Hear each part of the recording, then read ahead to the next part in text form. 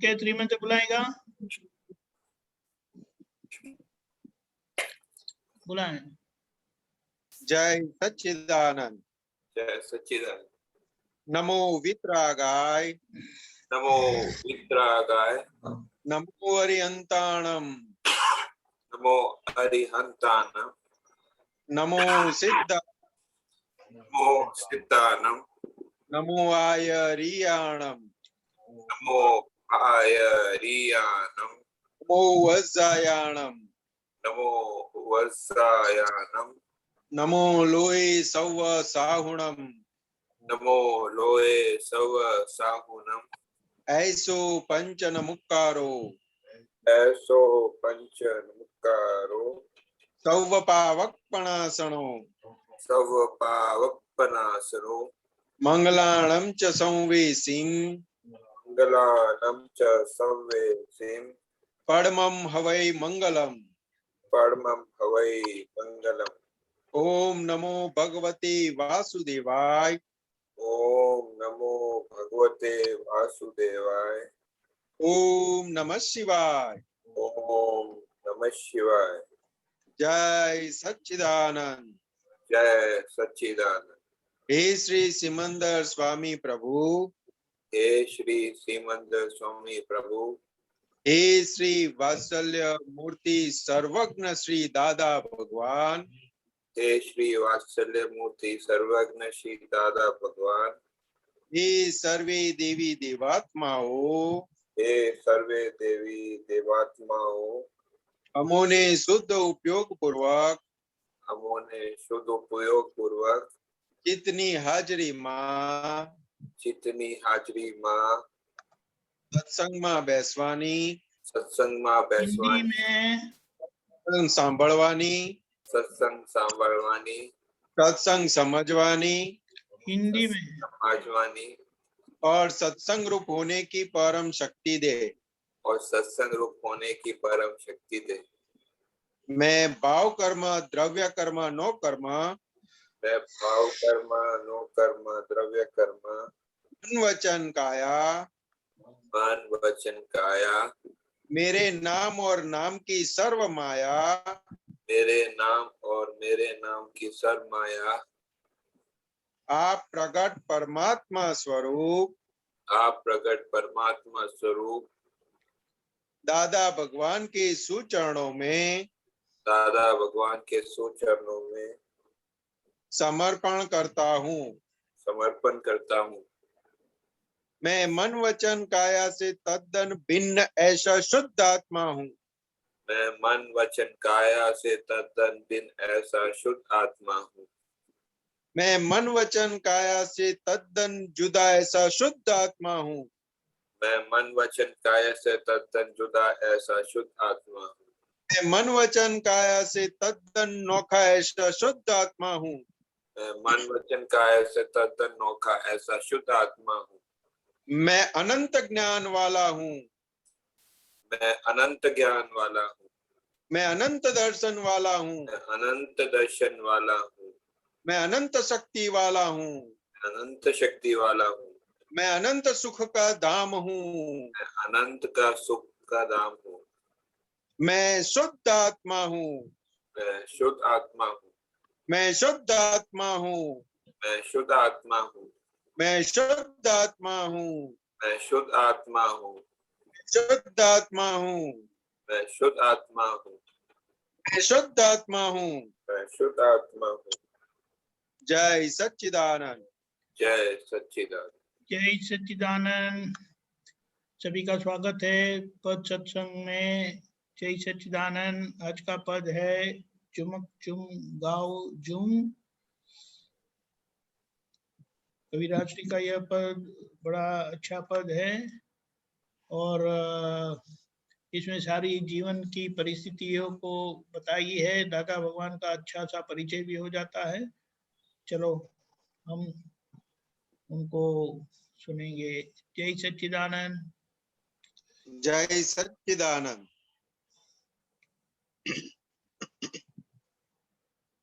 जुमक जुम zoom zoom, झुमक झुम झुम झुम झुमक झुम झुम झुम झुम झुम झुमक झुम झुम झुम झुम झुम झुमक झुम गाओ धुन झुमक झुम गाओ धुन जगत कल्याण गीति सुन जगत कल्याण गीति सुन सभी मिल गाओ धुन सभी मिल गाओ धुन प्रगट दादा की बानी सुन प्रगट दादा की बानी सुन के तार जोड़ के और जोर से गाओ दादा गुण रे हृदय के तार जोड़ के और जोर से गाओ दादा गुण रे झूम झूम के झूम झूम के झूम झूम झूम झूम झुमक झुम गाओ धुन जगत कल्याण गीति सुन सभी मिल गाओ धुन प्रगट दादा की बानी सुन सभी मिल गाओ धुन प्रगट दादा की बानी सुन भ्रांति से भगवान है करता हकीकत में कुछ और है भ्रांति से भगवान है करता हकीकत में कुछ और है संयोगी पूरावा करता बाकी पोलम पोल है संयोगी पुरावा करता बाकी पोलम पोल है विनाशी चीज पूर्ण गलन है अविनाशी भगवान है विनाशी चीज पूर्ण गलन है अविनाशी भगवान है धर्म स्वरूप संसार लीला है मर्म स्वरूप भगवान है धर्म स्वरूप संसार लीला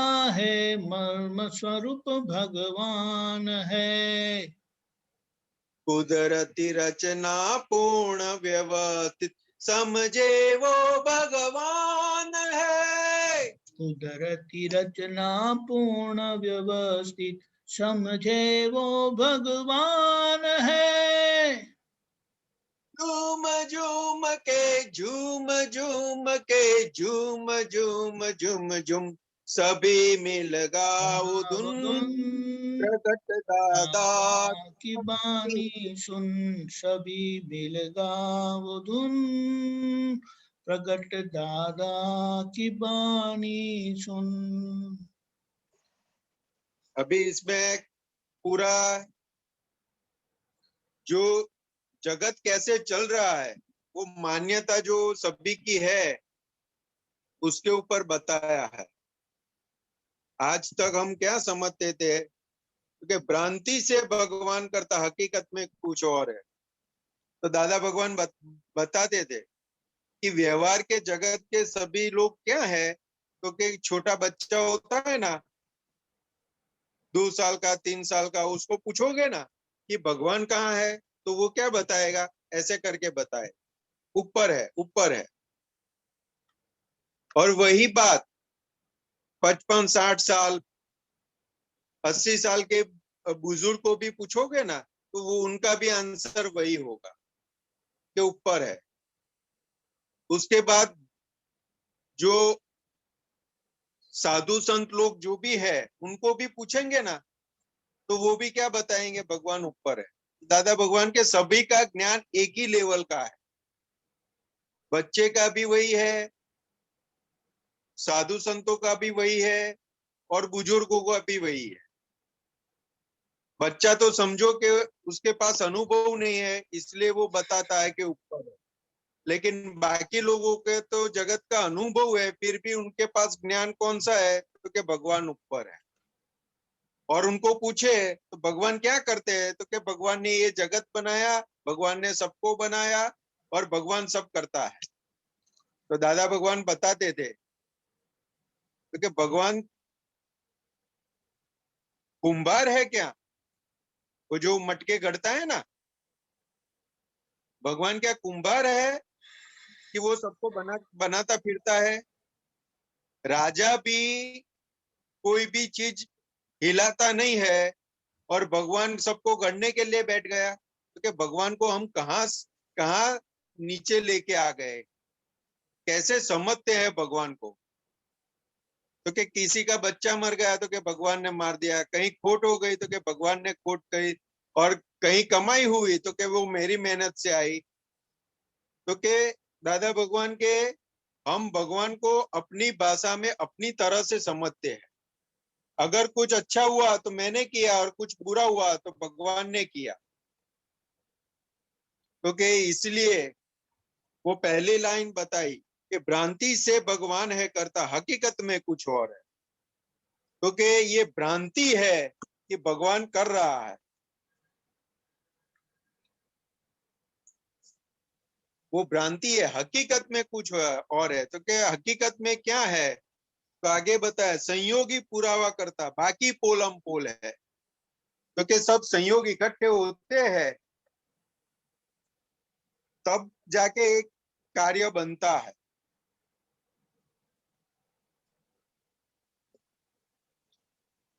तो क्या बाकी पोलम पोल है? तो क्या बाकी क्या है? तो क्या पोलम पोल है, यानी दादा भगवान बताते थे, उनका फेवरेट शब्द था गप गुणिया गप इज इक्वल टू 4400। तो क्या वो गप्पा ही चल रहा है, पोलम पोल, कोई तथ्य नहीं है उसका, कोई बेसमेंट नहीं है, कोई उसका आधार नहीं है, बस ऐसे ही चलता है, भगवान करता है, भगवान करता है, भगवान करता है। लेकिन फिर भी दादा भगवान बताते थे कि जिसको वास्तविकता जानने को नहीं मिली है तब तक उनके लिए यही, अगर पूरा छोड़ दे, पूरा ही छोड़ दे कि बुरा भी होता है तो भगवान करता है, अच्छा भी होता है, सब कुछ भगवान ही करता है, तो वो एक किनारे तक कभी ना कभी पहुंचेगा। लेकिन वो वो, वो दूध और दही दोनों में पांव रख के सब चलते हैं जगत के लोग, इसलिए मार बहुत खाना पड़ता है।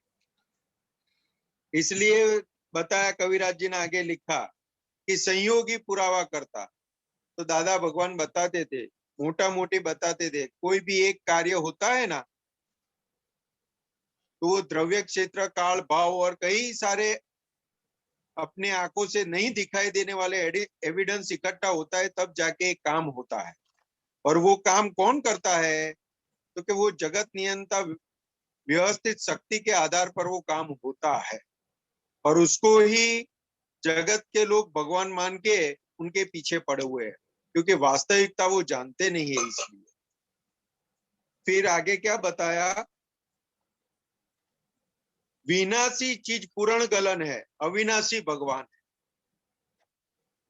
तो कि ये जो हमें ये शरीर मिला है उसको पुद्गल बोलते हैं, और वो पूर्ण गलन वाला है, क्योंकि वो ऐसे परमाणुओं का बना हुआ है जो पूर्वे हमने चार्ज किया था, उसका शरीर शरीर बना है और उसका अभी गलन हो रहा है, और गलन होते होते अंदर नया पुद्गल चार्ज हो रहा है। क्योंकि पूर्ण गलन जब तक वास्तविकता में कौन हूं वो समझ में, वो उसका अनुभव नहीं होता, उसका भान नहीं होता, तब तक ये पूर्ण गलन का चक्कर चालू रहता है। ये पुद्गल मिलता है, उसका गलन, पुद्गल बनता है, उसका गलन होता है, वापस बनता है, उसका गलन होता है। यानी cause and effect, effect and cause के अंदर पूरा संसार चल रहा है, पूरा जो जीव है वो उसके अंदर चल रहा है। इसलिए जो भी विनाशी चीज है तो वो उत्पन्न होती है, कुछ समय के लिए वो स्थिर होती है और फिर उसका नाश हो जाता है। क्योंकि सारी विनाशी चीज वो पूर्ण गलन वाली है, क्योंकि पूर्ण होता है और गलन होता है। और अविनाशी क्या है? तो कि भगवान है। क्योंकि परमानेंट कौन है? तो कि भगवान है। भगवान के अलावा इस जगत में कोई भी चीज परमानेंट नहीं है। इसलिए दादा भगवान ने बताया 6 तत्व वो परमानेंट अविनाशी है, 6 तत्व। बाकी का सब रिलेटिव है और विनाशी है, क्योंकि आत्मा वो अविनाशी है, वो ट्रांसफरेबल नहीं है। वो जैसे बताते हैं ना कि बादल कैसे बना, तो क्या बताते हैं? तो कि सूरज की गर्मी से समुद्र का जो पानी होता है वो गर्म होता है और उससे भाप बनती है और उससे भाप से बादल बनते हैं और बादल फिर ठंडे पड़ते हैं तो बारिश होती है और वो वापस पानी में रूपांतर हो जाते हैं। तो सब कुछ रूपांतरित होता है। शुद्धात्मा भगवान का कोई रूपांतरित नहीं होता है, वो अविनाशी है, परमानेंट है। विनाशी चीज सारी एक दूसरे से उनका ऐसे ही चलता रहता है, उनका फॉर्म बदलता रहता है। फिर आगे क्या बताया? धर्म स्वरूप संसार लीला है, मर्म स्वरूप भगवान है। क्योंकि धर्म स्वरूप संसार लीला है, क्योंकि सब लोग भ्रांति है, भ्रांति में जो लोग जी रहे हैं वो क्या समझते हैं? तो कि ये संसार जो है ना वो भगवान की लीला से चलता है, भगवान की लीला होती है, उसके उसके हिसाब से सब कुछ चलता है। इसलिए दूसरे शास्त्र के अंदर एक कहावत भी कहते हैं, ब्रह्म सत्य जगत मिथ्या। लेकिन फर्स्ट टाइम दादा भगवान ने उसकी वास्तविकता समझाई कि ब्रह्म वो रियल सत्य है और जगत वो रिलेटिव सत्य है। लेकिन उनका पूर्ण स्वरूप समझ में नहीं आने के कारण ये चलता रहता है। इसी के कारण धर्म स्वरूप संसार लीला है। वो जीव को वास्तविकता नहीं समझ में आई है, तब तक वो संसार को लीला समझ के जीता है। और भगवान क्या बताते हैं? तो कि ये पूरा संसार है ना वो खुली आंख का सपना है। जैसे हम बंद आंख का सपना देखते हैं ना, वैसे खुली आंख का ये सपना है और मर्म स्वरूप भगवान है। तो कि उसके अंदर मर्म क्या है? मर्म स्वरूप क्या है? तो कि भगवान है। तो दादा भगवान जब स्कूल में पढ़ते थे तो लसा गुसा का एग्जाम्पल गिनते थे, तो उसके अंदर शेष बचती है, तो वो शेष लास्ट में बचती है। तो वो शेष जैसे ही बची तो वो पूरी रकम का वो किया, तो लास्ट में शेष बची। तो तुरंत दादा भगवान को लाइट, उनको वहां पे ज्ञान खड़ा हो गया कि शेष यानी ये जगत के सभी जीवों को उन्होंने क्या बताया? रकम बताई। और उसके अंदर शेष जो है वो अविनाशी आत्मा है, वही भगवान है।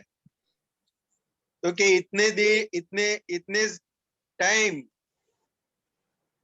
पढ़ने में मैंने निकाल दिया, अगर भगवान ढूंढने में निकाल दिया होता तो भगवान मिल जाता। तो उतनी छोटी उम्र में उन्होंने ये पूरा एग्जाम्पल फिट कर लिया था कि जीव मात्र के अंदर जो शेष है वही भगवान है, यानी मर्म है, तत्व जो है वो भगवान है, बाकी सब विनाशी चीज है।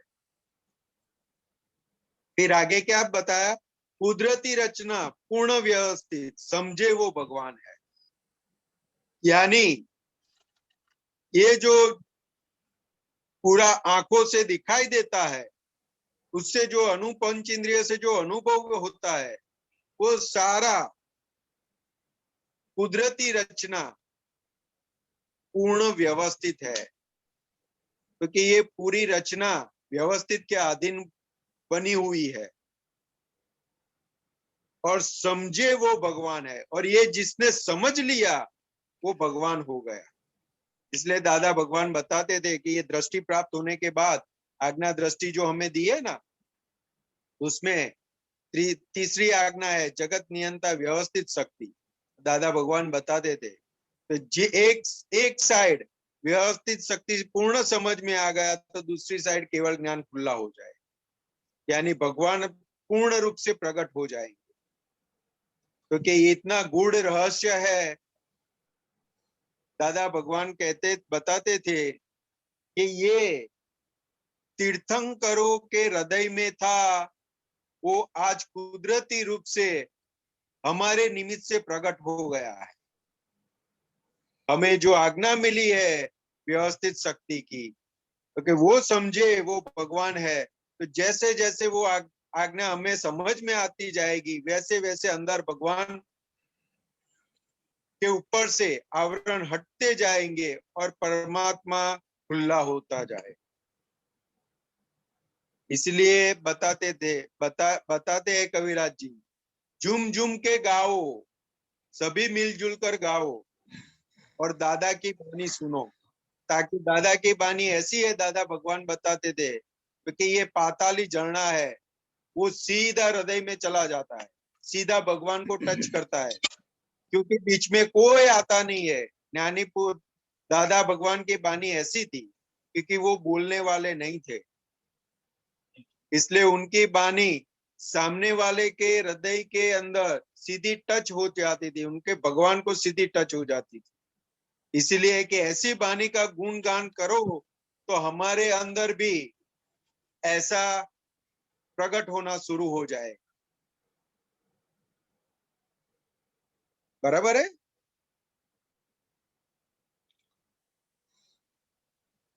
आगे चलते हैं। निश्चेतन चेतन का खेला सापेक्षित संसार है। निश्चेतन चेतन का खेला सापेक्षित संसार है। ज्ञानी पुरुष देते शुद्ध चेतन निरपेक्षित वह सार है। ज्ञानी पुरुष देते शुद्ध चेतन निरपेक्षित वह सार है। सर्वज्ञ की प्रेम कृपा से व्यवहार है। सर्वज्ञ की प्रेम कृपा से छुटते सब व्यवहार है। जय सच्चिदानंद मिले तब सार्थक सब अवतार रे। जय सच्चिदानंद मिले तब सार्थक सब अवतार रे।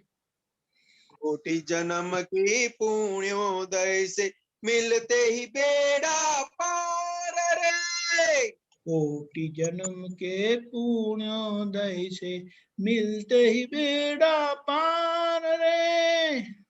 झूम झूम के झूम झूम के झूम झूम झूम झूम सभी मिल गाओ धूम प्रगट दाता की बानी सुन।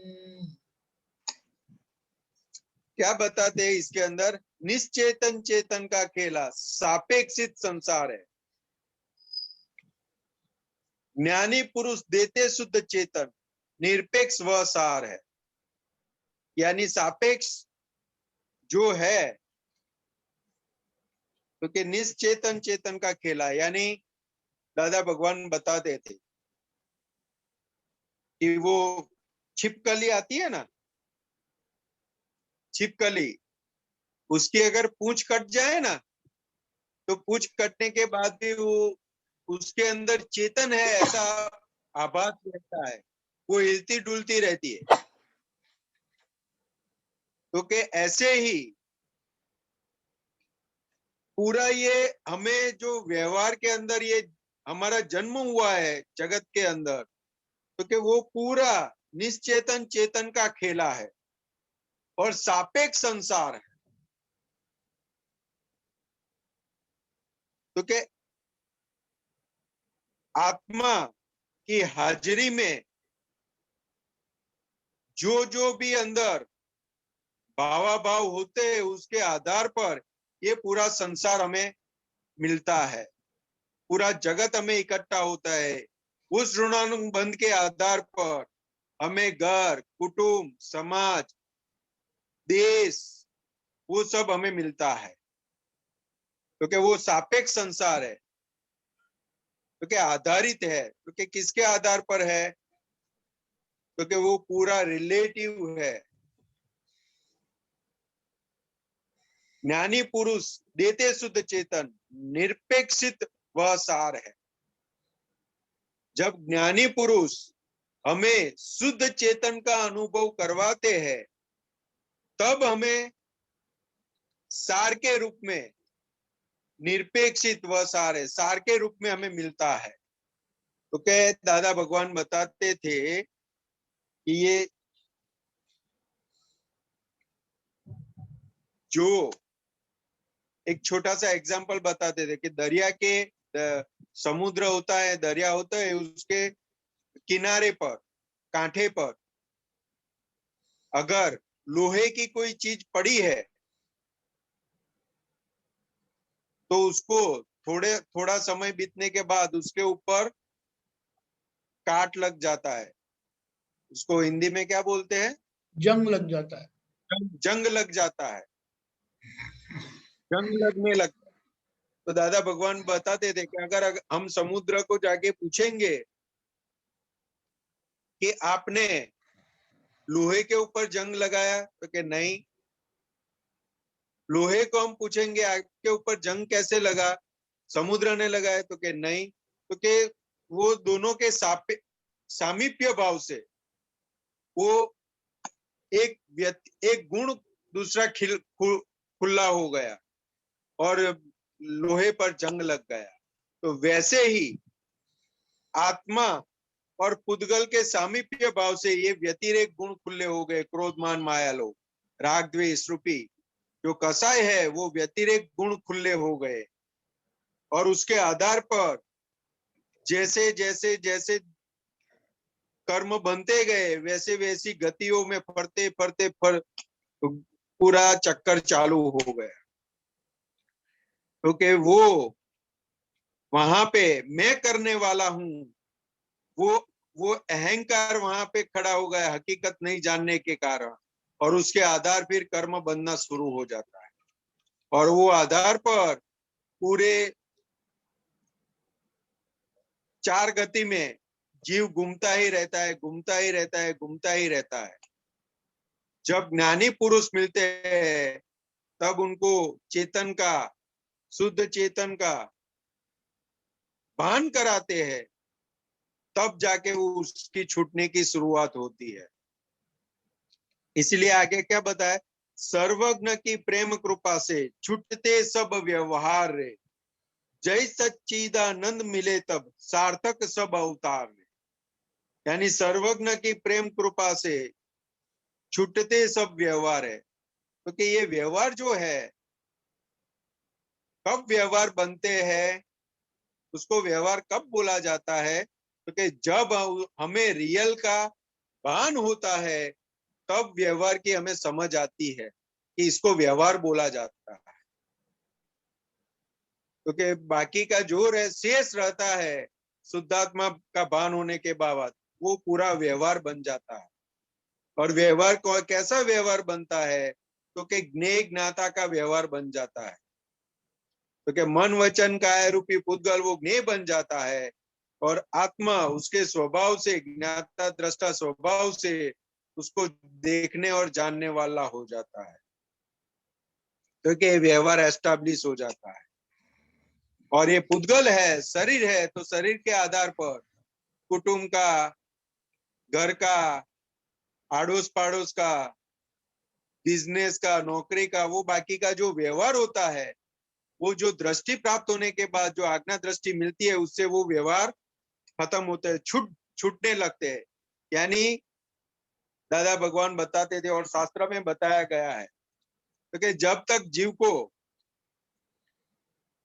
मैं कौन हूं उसका भान नहीं होता है, तब तक उसको बंध पूर्वक की निर्जरा होती है। तो कि एक और वो उसका व्यवहार छूटता है और नया व्यवहार चार्ज करता है, तो कि उसको बंध पूर्वक की निर्जरा बोली गई। तो कि एक और छूटता है और एक और बनता है, तो वो छूटना बंधना चालू रहता है। लेकिन ये भान होने के बाद सिर्फ व्यवहार छूटते हैं, यानी छूटते सब व्यवहार है, बाकी का जो भी व्यवहार का भाग है वो छूटने लगता है, अभी नया कुछ बनता व्यवहार नहीं है।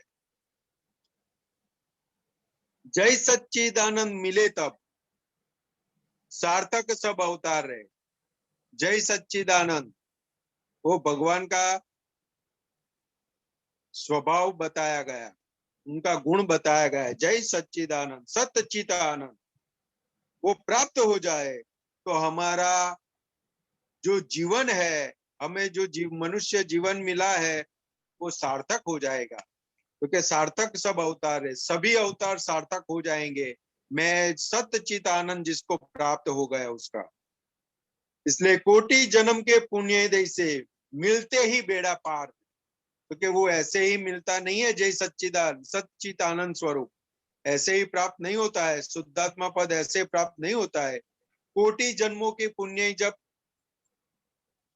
जागती है तब ये स्वरूप प्राप्त होता है। इसलिए दादा भगवान को हम जितना नमस्कार करें, कोटि कोटि नमस्कार करें, वो भी कम है। दादा महावीर भगवान के पास एक छोटा सा दादा भगवान बताते थे कि एक साधु जी थे, वो एक झाड़ के नीचे बैठे थे।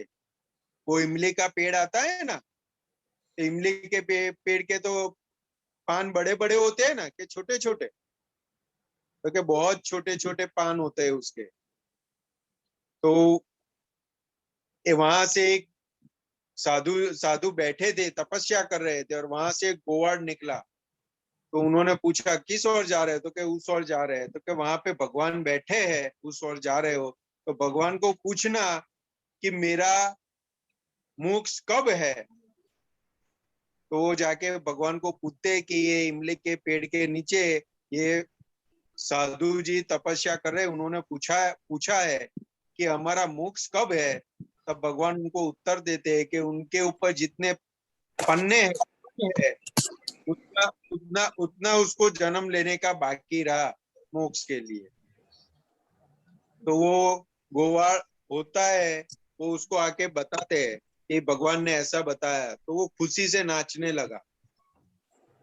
तो वो भी आश्चर्य में पड़ गया, तो कि इतने सारे पन्ने पान है पेड़ के ऊपर और ये नाच रहा है, खुश हो रहे हैं। तो उनको पूछा कि क्यों खुश हो रहे हैं, तो कि इतने पान है उसका बात नक्की हो गया कि इतने ही मेरे को जन्म लेने का बाकी रहा, अभी ज्यादा भटकने का नहीं रहा मेरे को। इतने पान है उतना जन्म हो जाएगा, फिर मैं मोक्ष में चला जाऊंगा। वो नक्की हुआ, उसकी खुशी थी। क्योंकि हमें वो दादा भगवान ने ये शुद्धात्मा पद प्राप्त करवा के, कृपा से ये पद प्राप्त करवा के हमारा मोक्ष का द्वार खुला कर दिया और नक्की कर दिया। शास्त्र में समकितधारी को बताते थे कि एक अवतार और ज्यादा से ज्यादा 15 अवतार, 15 जन्म लेने का, उसके बाद सीधा मोक्ष में चला जाएगा। तो कि ये आज्ञा दृष्टि हमें जो मिली है वो पुराने जो हम कर्म लेके आए हैं उसको खपाने के लिए मिली है, उसको पूरा करने के लिए मिली है। देखिए कोटि जन्म के पुण्य से, तो के अनंत जन्मों के जो पुण्य थे उसका आज हमें फल मिला और दादा भगवान हमें मिल गए। तो क्या अभी उनके अलावा दूसरा कुछ सोचने की जरूरत नहीं है, कहीं और जाने की जरूरत नहीं है। उनके चरण में पड़ के उनसे मांगने का है, दादा भगवान मार के हथौड़ी मारो, छीनी मारो, जो भी मारना है वो मार के मुझे आपके जैसा बना दो। और कुछ उनके पास कुछ यातना करने जैसी नहीं है, उनके पास वही मांगने जैसा है कि हमें आपके जैसा बना दो। हम उनके जैसे बन गए यानी मोक्ष के लायक हम बन गए।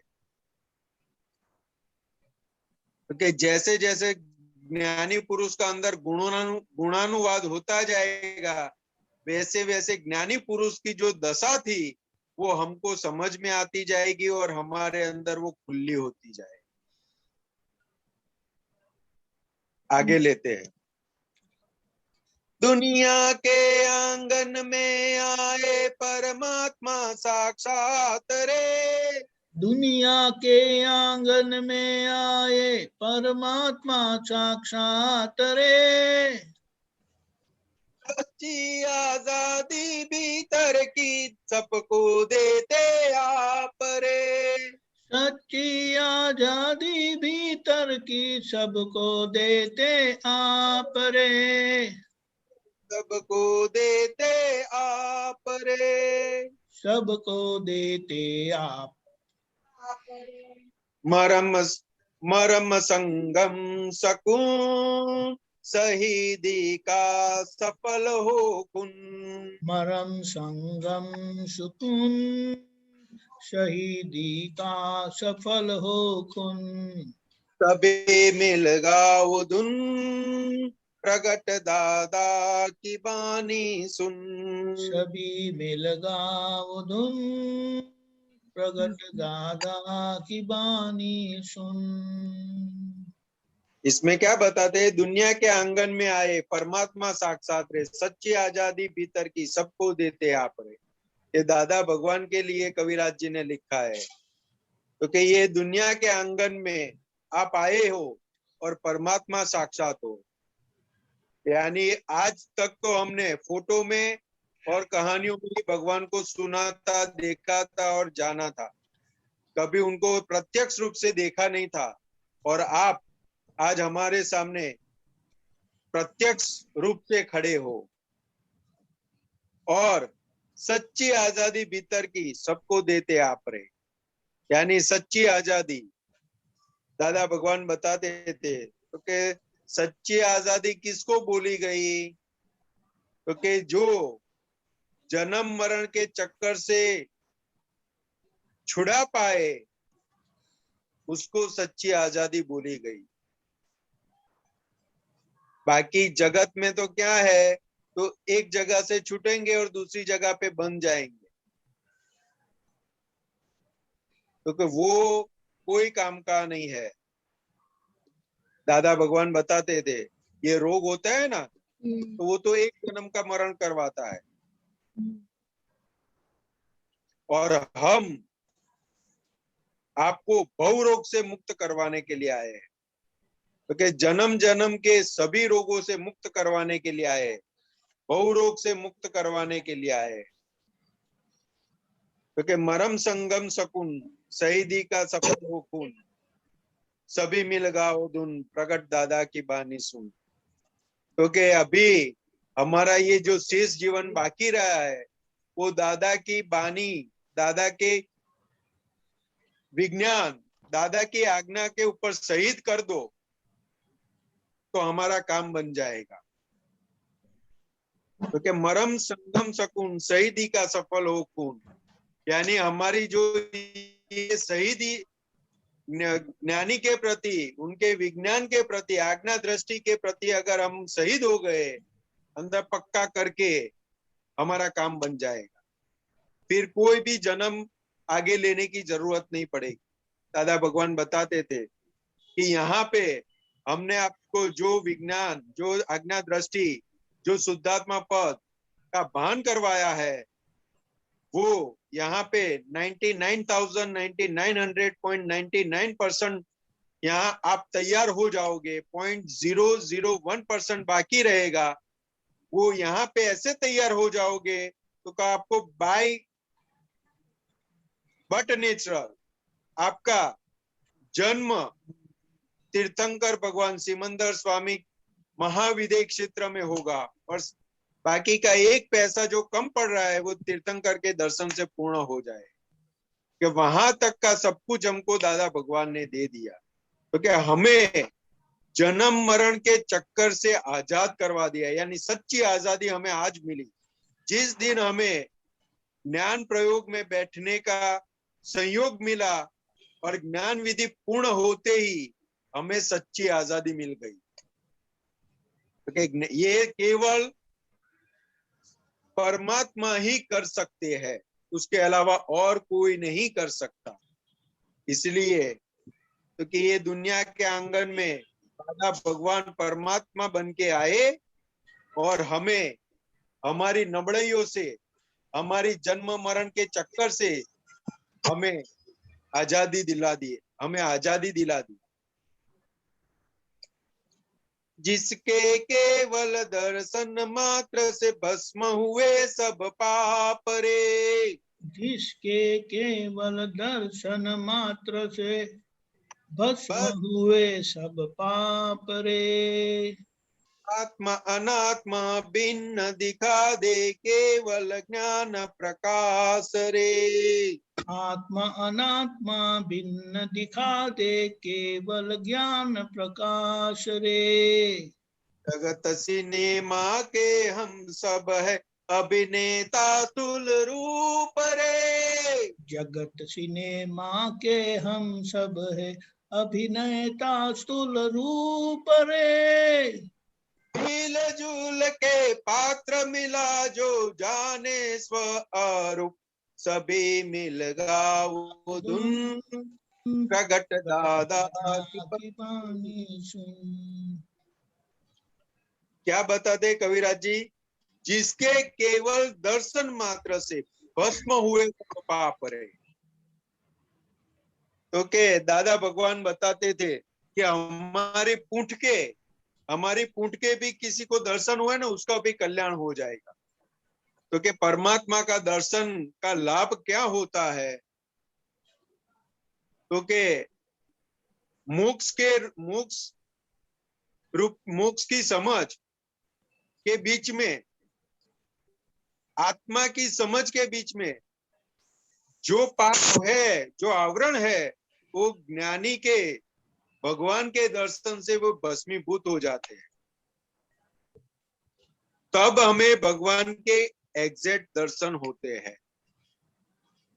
जिसके केवल दर्शन मात्र से भस्म हुए सब पाप रे, यानी भगवान की पहचान नहीं करने देने वाले जो पाप थे वो सब भस्मीभूत हो जाते हैं उनके दर्शन मात्र से। आत्मा अनात्मा भिन्न दिखा दे केवल ज्ञान प्रकाश में, यानी ज्ञानी पुरुष हमें, आत्मज्ञानी पुरुष हमें मिल गए तो कौन सा भाग आत्मा का है और कौन सा भाग अनात्मा का है वो भिन्न करवा देते हैं, उसकी पहचान करवा देते हैं केवल ज्ञान प्रकाश से। केवल ज्ञान प्रकाश की पहचान करवा देते हैं कि ये ज्ञानी आत्मज्ञानी पुरुष के अलावा इस जगत में और कोई नहीं कर सकता। और वो भी ये तो निमित्त रूप से हमें हमारे भाग में आया हुआ है, और वो भी आपकी पुण्य के उदय के कारण ये यहाँ पे खुला हुआ है अक्रम विज्ञान।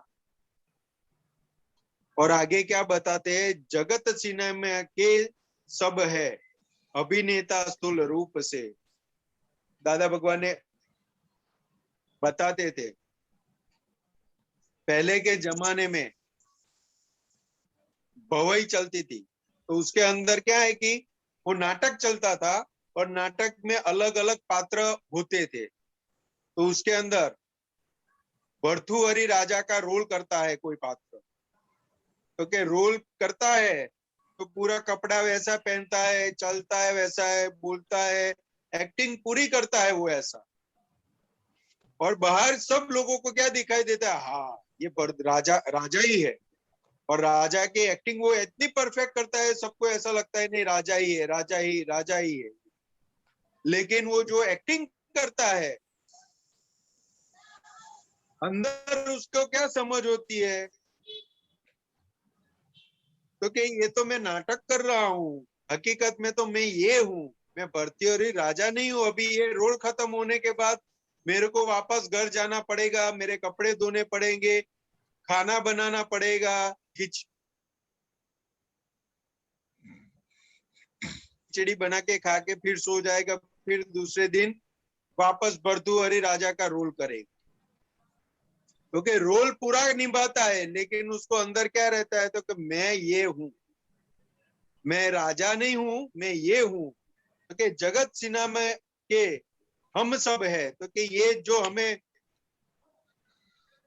नाम मिला है और नाम के साथ जो रोल मिला है, तो कि वो अभिनेता स्थूल रूप रे, क्योंकि ये स्थूल रूप में हमें अभिनेता का जो पात्र मिला है वो बजाना है, और आत्मा अनात्मा भिन्न दिखा दे। यानी अनात्मा वाला भाग कौन सा है, तो कि ये जो रोल में हमें मिला है वो अनात्मा वाला भाग है, और मैं कौन हूं, तो क्या आत्मा हूं।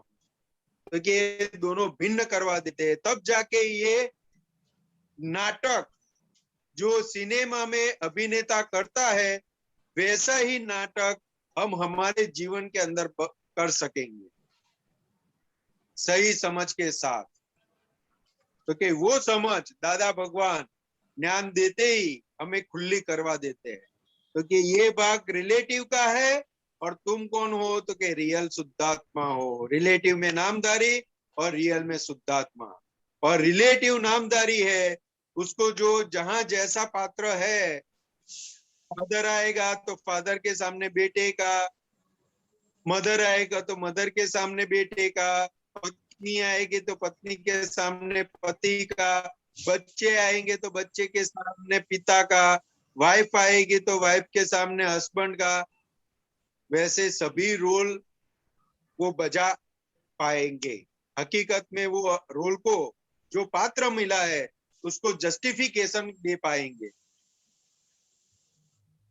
इसलिए मिलजुल के पात्र मिला जो जाने स्वरूप, यानी अरूपी ऐसा शुद्धात्मा भगवान, वो ये जो मिलजुल के पात्र जो मिला है उसको देखता है, जानने वाला है। तो क्या ये पात्र है वो रूपी है, और मैं अरूपी ऐसा शुद्धात्मा हूँ। उसको देखता हूँ, जानता हूँ, वो कैसे पात्र बज रहा है, कैसा पात्र निभा रहा है, वो सब मैं जानता हूँ। तो क्या ऐसा दादा भगवान ने हमें पूरा प्रयोग दे दिया। अभी कलियुग में सिनेमा साधन क्षणिक मनोरंजकता है। कलयुग में सिनेमा साधन क्षणिक मनोरंजकता है। तुल साधन भी सद उपयोग शुभ रंजन बन सकता है। स्थूल साधन भी सद उपयोगे शुभ रंजन बन सकता है। बाल बूढ़े को मोह मूरचना सिनेमा से चढ़ती है। बाल बूढ़े को मोह मूरचना सिनेमा से चढ़ती है। सामूहिक शिक्षा का साधन अच्छी फिल्म की शक्ति है। सामूहिक शिक्षा का साधन अच्छी फिल्म की शक्ति है। अपनी ही प्राकृतिक थिएटर जिसका प्रेक्षक आत्मा है। अपनी ही प्रकृति थिएटर जिसका प्रेक्षक आत्मा है। झूम झूम के झूम झूम के झूम झूम झूम झूम सभी मिल गाओ तुम प्रगट दादा की वाणी सुन। इसमें अभी जो जगत में चल रहा है वो कविराज ने मेरे ख्याल से 80 के साल के आसपास ये एक पद लिखा था कि कलयुग में सिनेमा साधन क्षणिक मनोरंजकता है। तो औरंगाबाद में दादा भगवान थिएटर का उद्घाटन के लिए गए थे और कविराज जी साथ में थे, तब ये पद वहां पे कविराज जी ने लिखा था औरंगाबाद में। क्योंकि ये कलयुग में सिनेमा साधन क्षणिक मनोरंजकता है, स्थूल साधन भी सदुपयोगी शुभ रंजन बन सकता है। क्योंकि सभी जो होते हैं उसके दो सिक्के के दो पहलू होते हैं ना, वैसे ही क्योंकि कलयुग में सिनेमा साधन क्षणिक मनोरंजन है, लेकिन उसका सही उपयोग होए तो लोगों के काम में आ सकता है। उसका दुरुपयोग भी है तो उसका सही उपयोग भी है। दादा भगवान बताते थे कि एक पिक्चर, एक फिल्म लगती है तो उसके पीछे कितना अंदर कुसंग घुस जाता है वो पता नहीं चलता। हम क्या सोचते हैं, देखते देखते क्या अंदर भाव होता है, कैसा अंदर मनोदशा होती है, कैसा अंदर पूरा अंदर विकृति खड़ी होती है, क्या क्या होता है, वो सिर्फ जीव ही समझ सकता है। जिसके अंदर खड़ा होता है उसको ही समझ में आता है। तो ये कलयुग में सिनेमा साधन क्षणिक मनोरंजकता है, तो कि ये क्षण का मनोरंजन है, लेकिन उसके अंदर उतना कुसंग भरा हुआ है, उतना कुसंग भरा हुआ है, तो कि हमारे अनंत अवतार बिगाड़ देते हैं। लेकिन उसका सदुपयोग हो जाए तो कि क्या सदुपयोग, उसके अंदर आगे शुभ रंजन बन सकता है। कि अगर हमें ज्ञान देने वाली, हमें शिक्षा देने वाली, उससे उस माध्यम से कुछ प्राप्त होता है तो वो शुभ रंजन बन सकता है, यानी कि आत्मा की ओर भी ले जा सकता है। अगर उसका सही उपयोग हुआ तो कुसंग की जगह पे वो सत्संग की ओर भी ले जा सकता है, क्योंकि उसका शुभ रंजन बन सकता है साधन का सदुपयोग से। जैसे अगर एक एग्जाम्पल के रूप में आप हम देखें तो यही मोबाइल हमें पूरा दिन उसके अंदर फेसबुक है, यूट्यूब है, फिर इंस्टाग्राम है, ट्विटर है, कितनी सारी ऐसी ऐप है जो हमारे अंदर कुसंग को भर देती है। लेकिन अभी यही मोबाइल का सदुपयोग हमारे लिए सत्संग का माध्यम बना हुआ है। क्योंकि उसका सदुपयोग करे तो वो हमें सत्संग की ओर ले जाता है, उसका दुरुपयोग हो तो वो कुसंग की ओर ले जाता है। क्योंकि हमें समझना है कि उसका उपयोग किस तरह से करे। दादा भगवान और सारी टेक्नोलॉजी जो है वो हमारा समय बचाने के लिए और हमें आगे बढ़ाने के लिए है, अगर उसका सही उपयोग हुआ तो। अगर गलत उपयोग हुआ तो यही टेक्नोलॉजी हमें गुलाम बना देगी और उसके उसके साथ अपने अंदर इतना कुसंग भर देगी कि उस कई जन्म हम अनंत अवतार उसके अंदर हमारा चला जाए, ऐसी अंदर कुसंग खड़ा कर देगा। क्योंकि टेक्नोलॉजी का हम उपयोग करें तब तक सही है, लेकिन टेक्नोलॉजी का अगर हम गुलाम हो गए तो वो गलत हो जाता है। क्योंकि टेक्नोलॉजी का गुलाम नहीं बनना है। हम अभी ये जो सत्संग के लिए ये जो मोबाइल माध्यम बना है तो ये टेक्नोलॉजी का हम सदुपयोग कर रहे हैं। फिर क्या बताए, बाल बूढ़े को मोह रुचना सिनेमा से चढ़ती है। तो के बाल बूढ़े को, बच्चे हो या बूढ़े हो, सबको मोह चढ़ता है सिनेमा को देख के, क्योंकि वही जानता है कि सिनेमा के अंदर वो क्या देखने जाता है और कहाँ पे वो उसका चित्त चिटक जाता है वो उसको ही पता चलता है। तो कि मोह चढ़ा देता है सिनेमा देख के, और वो मोह के अंदर इतना खुप जाता है कि कई जन्म चितर डालता है वो। और फिर आगे उसका सदुपयोग बताया कि सामूहिक शिक्षा का साधन अच्छी फिल्म की शक्ति है। क्योंकि अगर कोई ऐसी समाज को शिक्षा देने वाली अगर कोई फिल्म बनती है तो समाज सुधर भी सकता है। क्योंकि पहले बहुत सारी ऐसी फिल्में बनती थी कि वो समाज के अंदर रहे हुए दूषणों को उजागर करती थी और वो दूषणों से कैसे बचा जाए उसकी हमें शिक्षा देती थी। क्योंकि सामूहिक शिक्षा का साधन अच्छी फिल्म की शक्ति है। तो कि कोई कोई एकाध पिक्चर ऐसी बन जाती है तो कि उससे हमें शिक्षा मिलती है जीने की, मनुष्य बनने की उसमें से शिक्षा मिल जाती है कि मनुष्य क्या है और मनुष्य का जीवन कैसा है और मनुष्य कैसे बना जा सकता है, उसका अंदर अंदर उसमें से हमें समझ में आ सकता है। अपनी ही प्रकृति थिएटर जिसका प्रेक्षक आत्मा है, यानी ये मन वचन काया रूपी प्रकृति वो थिएटर है और जिसका प्रेक्षक आत्मा है। तो कि थिएटर के अंदर जो प्रेक्षक बैठता है, तो कि थिएटर में फिल्म चलती रहती है, लेकिन प्रेक्षक होता है वो जो थिएटर में रोता है, तो प्रेक्षक कभी रोता नहीं है, उसको देखता है। जो प्रेक्षक सही रूप में प्रेक्षक होता है तो थिएटर में जो भी फिल्म चलती है उसको मानता है, वो उसको उसका आनंद लेता है। इसलिए दादा भगवान बताते थे कि जो सलाहकार पुरुष होते हैं ना, उसको जो पात्र मिलता है ना, वो पात्र को वो अच्छी तरह से निभाते थे।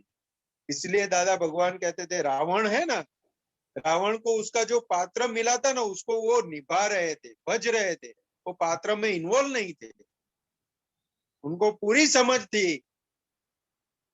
इसीलिए उनको विद्याधर बोला गया, सभी विद्या का उनको ज्ञान था, वो साइंटिस्ट था, सब जानता था, लेकिन उसको जो पात्र मिला था प्रति वासुदेव का, वो वहां पे वो पात्र भज रहे थे। तो के अपनी ही प्रकृति थिएटर जिसका प्रेक्षक आत्मा है, तो ये मन वचन काया रूपी प्रकृति है और उसके अंदर जो अविनाशी ऐसा जो भगवान है वो उनको देखने वाले हैं। तो कि ये कि कलयुग में कैसे जीना है वो हमें दादा भगवान सिखा बता रहे हैं कि टेक्नोलॉजी का सदुपयोग करो और सत्संग की ओर आगे बढ़ो और आत्मा का जो हमें अनुभव हुआ है, आत्मा का जो भान हुआ है, उसके ऊपर जो गलती रूपी आवरण पड़े हैं, वो आवरण को उस माध्यम की जानकारी से, समझ से उसको निकालते जाओ। सांस कभी तो बहुत ही ऐसे पात्र बदलते जीवन में, आशक भी तो बहुत ही ऐसे पात्र बदलते जीवन में, मात्र अवस्था रोज बदलती चंचल गुण अचेतन के, मात्र अवस्था रोज बदलती चंचल गुण अचेतन के, अचंचल है मूल सूक्ष्मात्मा ज्ञाता दृष्टा गुण रे, अचंचल है मूल सूक्ष्मात्मा ज्ञाता दृष्टा गुण रे, झूम झूम के झूम झूम के झूम झूम झूम झूम सभी मिल गाओ धुन, प्रगट दादा की वाणी सुन। 3 घंटों का फिल्म दिखावा दुनिया भर में चलता है, 3 घंटों का फिल्म दिखावा दुनिया भर में चलता है, तो मन के फिल्मों का दी एंड को मोक्ष ही कहता है, किंतु मन की फिल्मों का दी एंड को मोक्ष ही कहता है। ये परमात्मा मोक्ष प्रकाशक व्यक्त स्वरूप भगवान है, ये परमात्मा मोक्ष प्रकाशक व्यक्त स्वरूप भगवान है, इनके ज्ञान से मोक्ष दान से आ ही गया सतयुग, सभी मिल गाओ धुन, प्रगट दादा की बानी सुन। जय सच्चिदानंद साहब। हाँ, लेकिन ये तो समझाना है ना अभी बाकी। अच्छा, हाँ, थोड़ा टाइम 5 मिनट चलेगा। हाँ, ओके। क्योंकि ये दो जो स्ट्रांजे है उसके अंदर क्या बताते हैं, तो कि सांस कभी बहुत ही ऐसे पात्र बदलते जीवन में, मात्र अवस्था रोज बदलती, चंचल गुण अचेतन के। यानी ये जो हमें शरीर प्राप्त हुआ है उसका जैसे जैसे उसकी आयुष बढ़ती है वैसे वैसे जीवन में पात्र बदलते जाते हैं। तो के कविराज जी बताते हैं तो के सांस कभी बहू थी, तो बहू जो है वो पहले बहू थी जो आज सांस है, और आज जो बहू है वो फिर सांस बनने वाली है। तो के पात्र बदलते जीवन में, मात्र अवस्था रोज बदलती, यानी अवस्था रोज बदलती है। वो गुण चंचल गुण अचेतन के, जो अचेतन है, मन वचन काया रूपी जो पुद्गल है, जो अचेतन है, उसका गुण है, उसकी अवस्था सब बदलती जाती है। जन्म दादा भगवान बताते थे, जन्म हुआ और बूढ़ा होता है तो उसमें हम क्या मेहनत करते हैं? हमारी कोई मेहनत होती है, हमारा कोई प्रयत्न होता है बूढ़ा होने में? तो क्या नहीं, अपने आप होते हैं, अवस्था बदलती रहती है। पहले बच्चे थे, बच्चे में थे युवान बने, युवान में से बुजुर्ग हुए और फिर चले गए। कि वो अवस्था बदलती रहती है, क्योंकि अचल है मूल सूक्ष्मात्मा, ज्ञाता दृष्टा गुण है। क्योंकि जिसकी अवस्था नहीं बदलती, जो अचल है, वो कौन है? तो कि भगवान है, आत्मा है, वो भगवान है। क्योंकि उनका कोई भी बदलता नहीं है, अवस्था कोई भी बदलती नहीं है। और उसका गुण क्या है? तो कि ज्ञाता दृष्टा गुण है। 3 घंटों का फिल्म दिखावा दुनिया भर में चलता है, तो कि 3 घंटों का, तो कि अभी जो फिल्में चलती है अभी तो 2-2.5 घंटे की हो गई, लेकिन पहले 3 घंटे की पिक्चर चलती थी थिएटर में जब लगती थी। तो कि 3 घंटे की पिक्चर दुनिया भर में चलती है, किंतु मन की फिल्म का दी एंड को ही मोक्ष जी कहते हैं। इसलिए दादा भगवान ने ये खुला किया, तो क्या अंदर हमें जो मन प्राप्त लेके आए हैं, वो मन के अंदर निरंतर फिल्म चलती रहती है। और उसको दी एंड, वो उसका जब दी एंड होगा तब उसको मोक्ष कहा जाता है। तब मन नहीं रहा यानी ये शरीर भी नहीं रहेगा और सिद्ध गति हमें प्राप्त हो जाएगी। इसलिए कहते हैं किंतु मन की फिल्म का दी एंड को मोक्ष कहते हैं। तो क्या मन का दी एंड हो गया यानी सिद्ध गति प्राप्त हो गई। ये परमात्मा मोक्ष प्रकाशक व्यक्त स्वरूप भगवान है, जिनके ज्ञान से मोक्ष दान से आ ही गया सतयुग। क्योंकि हमें दादा भगवान ऐसे मोक्ष स्वरूप परमात्मा मिले जिसके पास से हमें शुद्धात्मा पद प्राप्त हुआ, जिनके ज्ञान से मोक्ष दान हमें प्राप्त हुआ, जिनके पास से, तो हमारे लिए वही सतयुग खड़ा हो गया। दादा भगवान बताते हैं सतयुग यानी क्या? तो कि मन वचन काया की जहाँ पे एकता होती है वहां पे सतयुग होता है, और जहाँ पे मन वचन काया की एकात्मता योग नहीं होता है वहां पे कलयुग होता है। क्योंकि ये आज्ञा दृष्टि से हमारा मन वचन काया की एकात्मता योग बनता जाएगा और अंदर हमारे अंदर सतयुग खड़ा होता जाएगा, और हमारे आसपास जो वातावरण बनेगा वो भी सतयुग वाला बन जाएगा। तो क्या दादा भगवान बताते हैं सतयुग भी हमारे अंदर है और कलयुग भी हमारे अंदर है। अगर अंदर जीने की नजरिया बदल गया तो पूरा जगत सतयुगमय बन जाएगा। अगर अंदर जीने का नजरिया गलत हो गया तो पूरा जगत सतयुग वाला है फिर भी वो हमारे लिए कलयुग हो जाएगा। क्योंकि सतयुग और कलयुग दोनों हमारे अंदर पड़ा है। क्योंकि दादा भगवान ने हमें इन सब से बाहर निकाल कर ये सब की समझ, हमें एग्जैक्टली वास्तविक समझ प्राप्त करवा के, शुद्धात्मा का भान करवा के हमें सब जगह से, सब बंधनों से, बहुचक्र से, बोलो। बहुरूप से हमें मुक्त करवा दे। जय सच्चिदानंद। एक मिनट। जय सच्चिदानंद। जय सच्चिदानंद। जय सच्चिदानंद। हमारे पास अभी समय नहीं है, फिर कभी प्रश्न पूछ लीजिएगा। जय सच्चिदानंद। बहुत बहुत धन्यवाद। जय सच्चिदानंद सभी को।